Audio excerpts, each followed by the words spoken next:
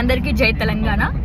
మరి కొద్ది రోజుల నుండి దిందా గ్రామం సిర్పూర్ నియోజకవర్గం నుండి హైదరాబాద్కి 400 కిలోమీటర్లు దాటుకుంటూ ఇక్కడ ఉన్నటువంటి వందలాది మంది రైతన్నలు పాదయాత్ర చేయడం మొదలుపెట్టారు.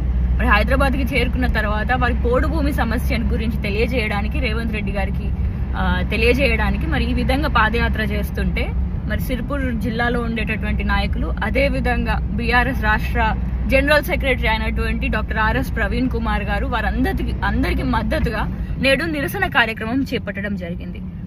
మరి రైతన్నలకు నేడు మద్దతు పలికినందుకు doctor RS Praveen Kumar sir ఒక రిటైర్డ్ అడిషనల్ డీజీపీ, అదేవిధంగా ఎన్నో మెడల్లు, పోలీస్ మెడల్లు, అదేవిధంగా గ్యాలంటరీ మెడల్, అదేవిధంగా తెలంగాణ స్టేట్ రాష్ట్రం నుంచి కూడా ఎక్సలెన్స్ అవార్డు అందుకున్నటువంటి ఉత్తమ సర్వీస్ ఇచ్చినటువంటి డాక్టర్ ఆర్ఎస్ ప్రవీణ్ కుమార్ గారిని నేడు నిరసన తెలియజేస్తున్నందుకు వారిని కౌటాల పోలీస్ స్టేషన్కి తీసుకొని వెళ్ళడం జరుగుతుంది.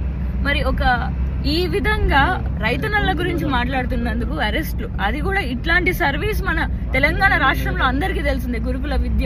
గురుకుల సంస్థలలో చదువుకున్నటువంటి గురుకుల విద్యార్థులను, అదేవిధంగా ఎంతో మంది యువకులను ఇన్స్పైర్ చేసినటువంటి డాక్టర్ ఆర్ఎస్ ప్రవీణ్ కుమార్ గారిని నేడు ఆ విధంగా కౌటాల పోలీస్ స్టేషన్ తీసుకెళ్లడాన్ని మేమందరం కూడా ఖండిస్తున్నాము. అదేవిధంగా ప్రతి ఒక్కరిని కూడా, మీరు స్వారో అయినా, బీఆర్ఎస్ నాయకులైనా, బీఆర్ఎస్ కార్యకర్తలైనా, అదేవిధంగా doctor RS Praveen Kumar sir అభిమానులు ప్రతి ఒక్కరు కూడా పెద్ద ఎత్తున కదిలి వచ్చి ఈ అరెస్ట్ ని ఖండించాలి అని చెప్పేసి వీటన్నిటికీ నిరసనగా మీరు ఎక్కడైతే ఉన్నారో అక్కడనే మీరు నిరసన తెలియజేయాలి అని చెప్పేసి కూడా నేను కోరుకుంటూ అందరికీ జై తెలంగాణ.